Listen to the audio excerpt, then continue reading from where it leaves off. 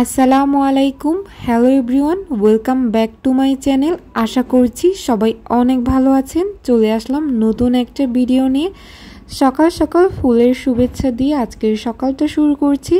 তো সেই দিন দেখলাম যে আমার ব্যালকনিতে একটা সুন্দর গোলাপ ফুল ফুটেছে। আজকের ওয়েদারটা এত সুন্দর ছিল, সকাল থেকে অনেক বৃষ্টি হচ্ছিল। তো আজকে আমার একটা ডক্টরের অ্যাপয়েন্টমেন্ট ছিল। গ্রীষ্মকালীন এই সময়টা আমার কাছে সবচাইতে বেশি ভালো লাগে। এই সময় চারিদিকে গাছে ফুলে ভরা থাকে, আর যখন যাচ্ছিলাম দেখছিলাম যে চারিদিকে ফুলে ভরা, তো অনেক ভালো লাগছিল। আর এই তো আমরা একটা রেস্টুরেন্টে চলে আসলাম। মেনলি এখানে এসেছিলাম মোহাম্মদপুর একটা রেস্টুরেন্টে এসেছিলাম। রেস্টুরেন্টের নাম ছিল অনন্যা বিরিয়ানি হাউস। এখানে অনেক ধরনের খাবার ছিল, লাইক মোরগ পোলাও ছিল, ভুনা খিচুড়ি ছিল, গরু মাংস, ডিম ভুনা। তো আমরা অর্ডার করেছিলাম মোরগ পোলাও।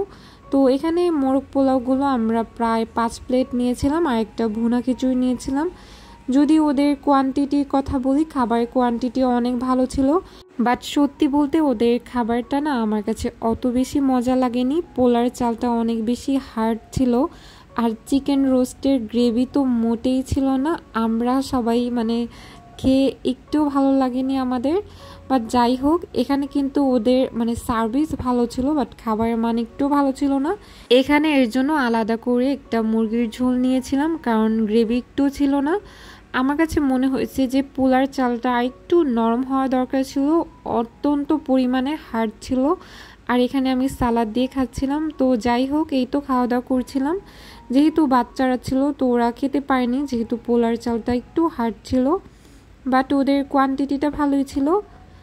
এই তো খাওয়া দাওয়া করে আমরা একটু ঘুরতে বের হয়েছিলাম। যেহেতু খাওয়া দাওয়া করেছি, একটু লেকের পাড় গিয়েছিলাম ঘুরতে। এখানে দেখলাম যে অনেক ধরনের পদ্ম ফুল ফুটেছে। তো এই তো খাওয়া দাওয়া শেষ করে একটু ঘুরে ফিরে আমরা বাসায় চলে এসেছিলাম।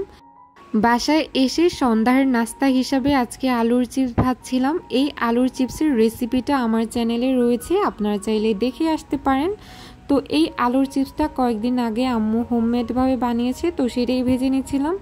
আর এই আলুর চিপসটা কিন্তু অনেক হেলদি একটা খাবার, যেহেতু এটা বাসায় বানানো হয়েছে।